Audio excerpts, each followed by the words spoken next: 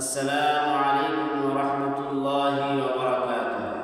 এই উম্মতের নামাজ হযরত সাঈদ রাহমাতুল্লাহ আলাইহি, কাতাদা রাহমাতুল্লাহ আলাইহি থেকে বর্ণনা করেন, দানিয়াল আলাইহিস সালাতু ওয়াস সালাম মুহাম্মদ সাল্লাল্লাহু আলাইহি ওয়াসাল্লামের উম্মতের প্রশংসা করে বলেছেন, তারা এমন নামাজ পড়বে যদি তা নূহ আলাইহিস সালাতু ওয়াস সালামের জাতি পড়তো তবে তাদেরকে ডুবিয়ে দেওয়া হতো না।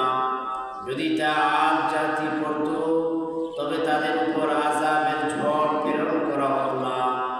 যদি সামুদ জাতি পড়তো তবে বিকট আওয়াজ তাদেরকে ধ্বংস করত না।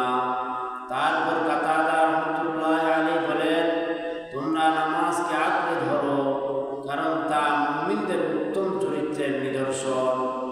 অপর এক হাদিসে নবী করিম সাল্লাল্লাহু আলাইহি ওয়াসাল্লাম বলেছেন, আমার উম্মত আল্লাহ তাআলার অনুগ্রহসিক্ত উম্মত।